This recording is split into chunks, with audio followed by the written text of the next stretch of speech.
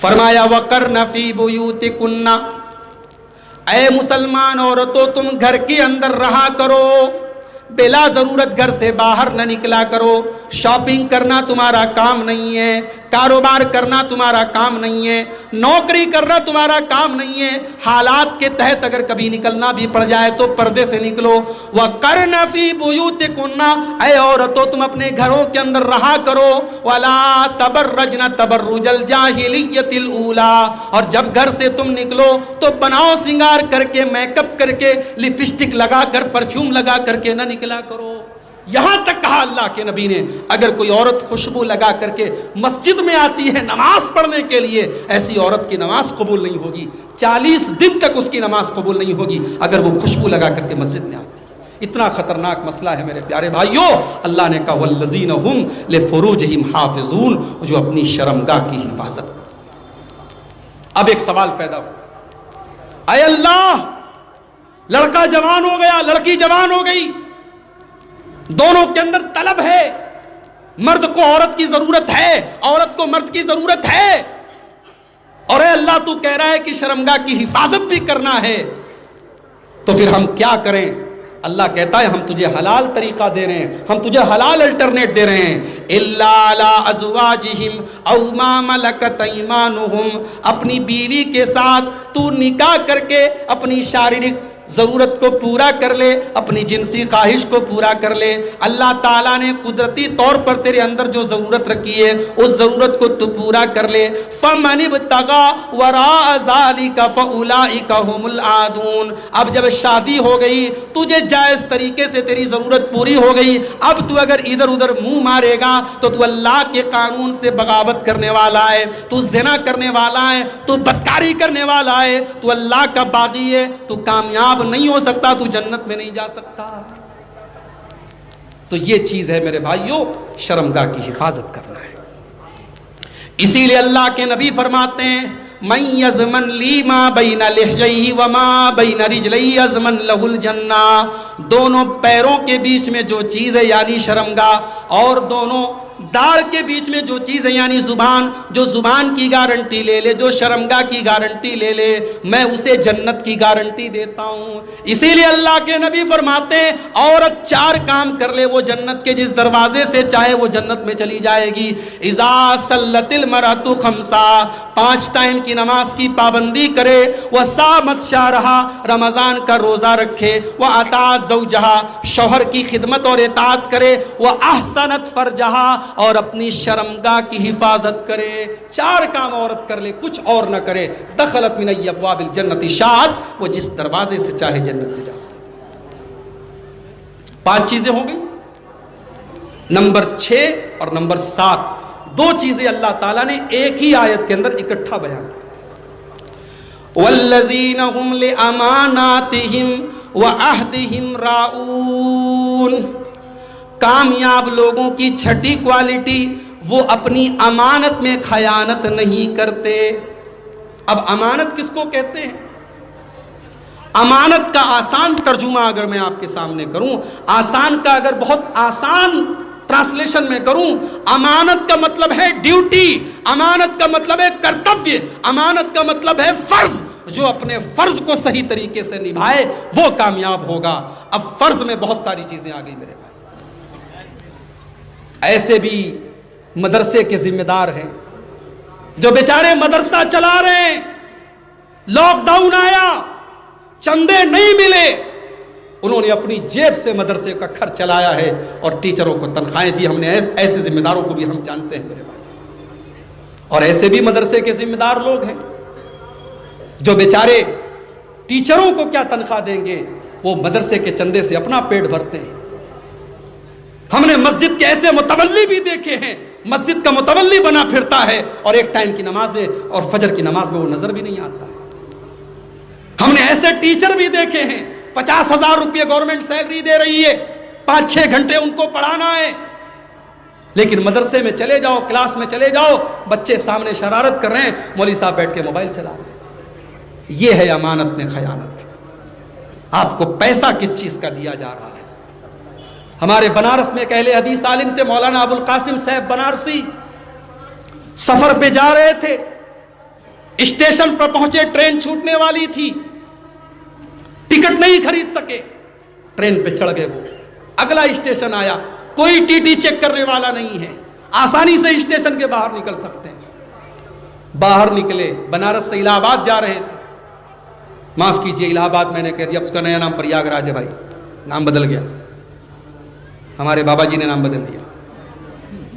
Ticket خرید نہیں پائے, پہنچے وہ الہ آباد پریاگ راج, ٹی ٹی نہیں ملا, چاہتے نکل سکتے تھے باہر. ٹکٹ کاؤنٹر پہ گئے, پوچھا الہ آباد سے بنارس کا ٹکٹ کتنے کا ہے؟ اس نے بتایا اس زمانے میں جو بھی تھا 5 روپیہ 2 روپیہ 10 روپیہ جو بھی تھا, انہوں نے ٹکٹ خریدا, خرید کے پھاڑ. کسی نے پوچھا مولوی صاحب جب ٹی ٹی نہیں تھا, چیک کرنے والا نہیں تھا, آپ نکل جاتے, کیا ضرورت تھی ٹکٹ لینے کی؟ کہا نہیں, یہ خیانت ہو جاتی اور یہ میں نہیں کر سکتا. حکومت کے کھاتے میں وہ 10 روپیہ جانا چاہیے کیونکہ میں سفر کر کے آیا ہوں. ایسے علماء تھے تو کرپشن نہیں تھا میرے بھائی, ایسے اللہ والے تھے تو بے ایمانی نہیں تھی. اور آج جس کو 2 روپیہ بے ایمانی کرنے کا موقع مل رہا ہے وہ 2 روپیہ کر رہا ہے, جس کو 2 کروڑ روپے کا موقع مل رہا ہے وہ 2 کروڑ روپیہ کر رہا ہے. والذین هم لاماناتہم, کامیاب وہ لوگ ہیں جو اپنی امانت کو نبھاتے ہیں. اور جب امانت کی بات آئی ہے تو ایک بات اور کہنا چاہوں, ماں باپ سن لیں, بچے بھی آپ کی امانت ہے, جوان بیٹی بھی آپ کی امانت ہے, جوان بیٹا بھی آپ کی امانت ہے. بیٹا رات میں 2 بجے گھر آتا ہے, کوئی سوال نہیں. بیٹا گھر میں آیا, منہ سے سگریٹ کی مہک آ رہی ہے, منہ سے دارو کی مہک آ رہی ہے, کوئی سوال نہیں. بیٹی اگر 10 بجے کے بجائے 11 بجے آ رہی ہے تو بیٹی کے اوپر سوالوں کی بوچھار ہے. بھئی ہونا چاہیے, میں یہ نہیں کہہ رہا ہوں کہ بیٹیوں کو آپ چھوڑ دیں, سوال بیٹی سے بھی ہونا چاہیے اور سوال بیٹے سے بھی ہونا چاہیے. امانت ہے دونوں, اللہ کی بارگاہ میں پوچھا جائے گا. حاجی صاحب رات میں آپ تہجد پڑھتے تھے, اللہ کی بارگاہ میں رویا کرتے تھے, صبح فجر کی نماز میں مسجد میں سب سے پہلے جاتے تھے. جوان بیٹا رات میں 2 بجے گھر میں آ کر کے پڑا رہتا تھا, کبھی آپ نے فجر میں بیٹے کو اٹھایا؟ ماں بیچاری دوپٹہ اٹھا کر کے رات بھر دعا کرتی تھی. جوان بیٹی رات میں 2 بجے تک کسی سے موبائل پر باتیں کرتی تھی. ماں سے پوچھا جائے گا تو اندھی کیوں بن گئی, تو نے بیٹی کو منع کیوں نہیں کیا, تو نے بیٹی کو غلط چیزوں سے کیوں نہیں روکا؟ یہ بچے, یہ بچیاں امانت ہے میرے پیارے.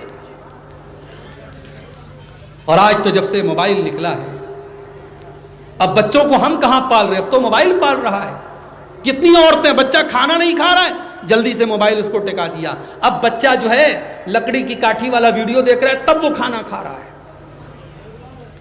بچوں کو ہم نے اتنا موبائل کا عادی بنا دیا ہے کہ بچہ شرارت کر رہا, ہم نے جھٹ سے موبائل تھما دیا ہے. اس کے بعد ہم کہتے ہیں مولوی صاحب بچے تو موبائل کے پیچھے پڑے ہیں. موبائل کے پیچھے پڑے نہیں, آپ نے پڑھایا ہے. امانت ہے میرے پیارے بھائیوں, یہ بچے امانت ہے. اور عربی کا کوئی شاعر بڑی پیاری بات کہتا ہے, لیس الیتیم من انتہا ابواہ من حم الحیات وخلفاہ ذلیلا. یتیم وہ نہیں ہے جس کے ماں باپ دنیا سے چلے جائیں, جس کے ماتا پتا دنیا سے انتقال کر جائیں. ان الیتیم هو الذی تلقى له امن تخلت او ابا مشغولا. ارے یتیم تو وہ ہے جس کی ماں کے پاس اس کے لیے ٹائم نہ ہو, جس کے باپ کے پاس اس کے لیے ٹائم نہ ہو. تو بچے امانت ہے میرے بھائی, اس امانت میں خیانت مت کرو. اور 7ویں چیز وعہدہم راعون, کامیاب لوگ اپنے پرومس کو پورا کرتے ہیں, اپنے زبان کے پکے ہوتے ہیں, اپنے وعدے کو پورا کرتے ہیں, اپنے وعدے سے مکرتے نہیں ہیں. وہ کسی سے اگر وعدہ کر لیتے ہیں تو وعدے کو نبھاتے ہیں. آج بزنس کر لو, سب سے بے ایمان مسلمان آپ کو مارکیٹ میں ملے گا. غیر مسلم ہم سے اچھے ہیں بزنس کے معاملے میں, آپ تجربہ کر کے دیکھ لو میرے بھائیوں. ہم اور آپ اس قدر اپنے دین سے دور ہو چکے ہیں, ہمارے وعدے کا کوئی مطلب نہیں, ہماری زبان کا کوئی مطلب نہیں. اسی لیے اللہ کے نبی فرماتے ہیں اربع من کن فیہ کان منافقا خالصا. 4 چیزیں جس کے اندر پیدا ہو جائیں وہ پکا منافق ہے. 4 چیزیں پکے منافق کی پہچان ہے. اذا حدث کذب, جب بات کرے تو جھوٹ بولے، وَإِذَا وَعَدَ أَخْلَفَ جب وعدہ کرے تو وعدہ خلافی کرے، وَإِذَا تُمِنَ خان جب امانت رکھی جائے تو خیانت کرے، وَإِذَا خَاصَمَ فَجَرَ اور جب جھگڑا کرے لڑائی کرے تو گالی گلوچ پر اتر جائے۔ چار چیزیں پہچان ہیں کس کی؟ پکے منافق کی۔ اب آپ غور کر لیں، اگر یہ چار چیزیں ہمارے اندر ہیں تو پھر ہم مومن ہیں کہ منافق ہیں؟ حدیث فیصلہ کر دیتی ہے، فتویٰ لگا لینا۔ حدیث میں آپ کو دے کے جا رہا ہوں، یہ چار چیزیں ہیں جس کے اندر ایک چیز یہ بھی ہے کہ جب وعدہ کرے تو وعدہ خلافی کرے۔ اسی لیے اللہ نے کہا کہ کامیاب لوگوں کی ساتویں کوالٹی یہ ہے، وَعَهْدِهِمْ رَاعُونَ وہ اپنے وعدے کے پکے ہوتے ہیں۔ اب آخری چیز نمبر 8، وَالَّذِينَ هُمْ عَلَىٰ صَلَوَاتِهِمْ يُحَافِظُونَ کامیاب لوگوں کی 8ویں خوبی یہ ہے، وہ اپنی نمازوں کی حفاظت کرتے ہیں۔ اللہ اکبر۔ حفاظت کا مطلب سمجھتے ہو؟ بھئی ایک موبائل ہے 500,000 روپے کا، اور ایک موبائل ہے ایپل کا آئی فون لاکھ روپے کا، 1.25 لاکھ روپے کا۔ اب 1.25 لاکھ روپے کے موبائل کو آپ کتنا سنبھال کر کے رکھیں گے؟ نماز آپ کے آئی فون سے بھی زیادہ قیمتی چیز ہے، نماز کی حفاظت کرو۔ عصر کی نماز کا ٹائم ہے، اللہ کے نبی اپنے صحابہ کے ساتھ سفر پہ گئے ہوئے ہیں، دشمنوں کو پتا چلا کہ اللہ کے نبی اور آپ کے صحابہ آئے ہوئے اور عصر کی نماز کا ٹائم ہے۔ بخاری کے الفاظ ہیں، دشمنوں نے میٹنگ کی اور آپس میں مشورہ کیا کہ یہ وہ نماز کا ٹائم ہے جس نماز کو مسلمان اپنی جان سے زیادہ پیارا مانتے ہیں، اور جس ٹائم کی نماز کو وہ کبھی نہیں چھوڑتے ہیں، کہ بڑا اچھا موقع ہے، چلو حملہ کر دیتے ہیں۔ دشمنوں نے پلاننگ بنائی، اللہ نے اپنے نبی کو خبر کر دی۔ اللہ کے نبی نے صحابہ سے کہا آدھے صحابہ ہتھیار لے کر کے کھڑے رہیں گے اور آدھے صحابہ نماز پڑھیں گے۔ نماز تب بھی معاف نہیں ہوئی، کہا کہ آدھے ہتھیار لے کر کے کھڑے رہیں گے، آدھے نماز پڑھیں گے، اور جب یہ آدھے پڑھ لیں گے تو پھر وہ باقی آدھے نماز پڑھیں گے اور یہ ہتھیار لے کر کے کھڑے رہیں گے۔ یعنی نماز کا ایک نیا طریقہ جنگ کے حالات میں بیان کیا گیا، مگر نماز معاف نہیں کی گئی۔ اور مجھے وہ فتویٰ یاد آتا ہے شیخ عبدالعزیز بن باز کا۔ شیخ عبدالعزیز بن باز سے پوچھا گیا کہ ایک آدمی دشمن کی قید میں ہے اور کھمبے سے اس کے دونوں ہاتھ باندھ دیے گئے ہیں، نہ وضو کر سکتا ہے، نہ تیمم کر سکتا ہے، نہ نماز کی نیت باندھ سکتا ہے، نہ رکوع کر سکتا ہے، نہ سجدہ کر سکتا ہے۔ شیخ صاحب وہ نماز کیسے پڑھے گا؟ کیا وہ نماز کو چھوڑ دے گا؟ اور جتنے دن تک وہ دشمن کی قید میں ہے اتنے دن تک کی نمازوں کو وہ چھوڑ دے گا؟ شیخ عبدالعزیز بن باز اللہ ان کی قبر کو نور سے بھر دے، انہوں نے فتویٰ دیا کہ نہیں، یہاں قرآن کی اس آیت پر عمل کیا جائے گا، فاتقوا اللہ ما استطعتم، اللہ سے ڈرو جتنی تمہارے اندر طاقت ہے۔ اس کے ہاتھ کھمبے سے بندھے ہیں، وہ وضو نہیں کر سکتا ہے نہ کرے، وہ تیمم نہیں کر سکتا ہے نہ کرے۔ اگر اس کا چہرہ قبلے کی طرف ہے اچھی بات ہے، اگر نہیں ہے تو جس حال میں ہے اسی حال میں وہ اپنے سر کے چہرے کے اشارے سے رکوع کر لے، سجدہ کر لے، اور اسی حال میں وہ نماز پڑھ لے۔ نماز اس حال میں بھی معاف نہیں ہے میرے پیارے بھائیوں۔ آج جلسہ ہو رہا ہے برہیٹ کے اندر، اور ہم ہر سال جلسہ کرتے ہیں، 2 دن کا جلسہ ہوتا ہے، ہزاروں کی بلکہ لاکھوں کی تعداد میں لوگ اکٹھا ہوتے ہیں، مگر پھر رپورٹ کیا آتی ہے؟ کیا ہماری نمازیوں کی تعداد میں کوئی اضافہ ہوا؟ ہر سال ہمارے علاقے میں کوئی نئی مسجد بن رہی ہے، ہر سال کئی نئی مسجد کی تعمیر ہو رہی ہے۔ مسجد تو بنا لی شب بھر میں ہی ماں کی حرارت والوں نے، من اپنا پرانا پاپی تھا، برسوں میں نمازی بن نہ سکا۔ مسجدوں کو بنانے سے اہم یہ ہے مسجدوں کو آباد کیا جائے میرے بھائیوں۔ آج لاک ڈاؤن میں کتنی مسجدیں ایسی تھیں جہاں جمعہ نہیں ہوتا تھا، لیکن گاؤں دیہات میں چھوٹی چھوٹی وقتیہ مسجد تھی، وہاں بھی جمعہ ہونے لگا۔ میرے پاس ایسے سوال بھی آئے، شیخ صاحب ہمارے گاؤں میں 2 مسجدیں تھیں، جامع مسجد تھی، وقتیہ مسجد تھی، وقتیہ مسجد میں ہم جمعہ پڑھنے لگے، اب دونوں مسجدوں میں جمعہ ہو رہا ہے۔ میں نے کہا دیکھیے بہتر ہے، اور جو فتوے کی روشنی میں جو علماء نے فتویٰ دیا وہ یہی ہے کہ بہتر ہے کہ گاؤں میں کوئی ایک مسجد ہو، بڑی مسجد، جہاں سارے لوگ مل کر کے جمعہ پڑھیں، لیکن اگر دونوں پر پڑھا جاتا ہے تو جائز ہے، لیکن بہتر اور افضل یہ ہے کہ اگر 2 مسجدیں قریب قریب میں ہیں تو جو بڑی مسجد ہے اس پر جمعہ کی ادائیگی کی جائے۔ ہم نے وہ حالات بھی دیکھے ہیں میرے بھائی، اللہ کے گھر میں حرم میں نمازیں ہو رہی ہیں 2-2 فٹ کی دوری پر.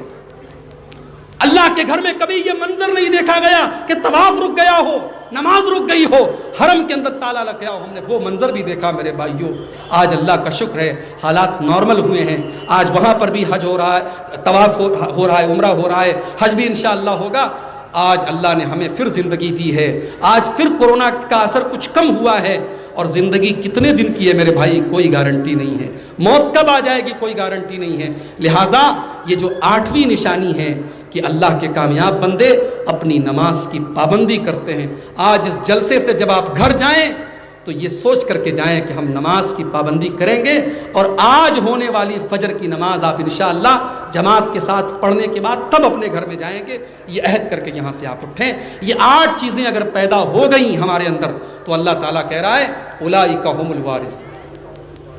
اللہ نے یہ نہیں کہا ایسے لوگ جنت میں جائیں گے, اللہ نے کہا جنت کے وارث بن جائیں گے. وارث کس کو کہتے ہیں؟ باپ کے انتقال کے بعد بیٹا وارث ہے. بیٹے کو دنیا کی کوئی طاقت باپ کی وراثت سے محروم نہیں کر سکتی. اگر یہ 8 چیزیں آپ کے اندر پیدا ہو گئیں, اللہ گارنٹی دے رہا ہے کہ تم جنت کے وارث بن جاؤ گے. اور جنت بھی کون سی جنت؟ الذین یرثون الفردوس. جنت کا جو سب سے اعلیٰ درجہ ہے جنت الفردوس, وہ درجہ آپ کو انشاءاللہ ملے گا. یہ 8 چیزیں میں نے آپ کے سامنے بیان کی ہیں. اللہ سے دعا کرتا ہوں رب العالمین ہمیں ان 8 چیزوں کو اپنے اندر پیدا کرنے کی توفیق عطا فرمائے. اللہ تعالی ہمیں بھی اپنے کامیاب بندوں میں شامل فرما دے. رب العالمین ہمیں نماز کا پابند بنا دے. رب العالمین ہماری نمازوں میں خشوع اور خضوع پیدا فرمائے. رب العالمین ہمیں حرام چیزوں سے, لغو چیزوں سے دور رکھے. رب العالمین ہمیں اپنی شرمگاہوں کی حفاظت کی توفیق دے, اپنی امانت اور اپنے وعدے کا پاس کرنے کی توفیق دے. جو بیمار ہے اللہ ان کو شفا عطا فرمائے. جو روزی روٹی سے پریشان ہے اللہ ان کے کاروبار میں برکت نصیب فرمائے. کہنے اور سننے سے زیادہ رب العالمین ہم سب کو عمل کی توفیق عطا فرمائے. آمین. وآخر دعوانا الحمدللہ رب العالمین.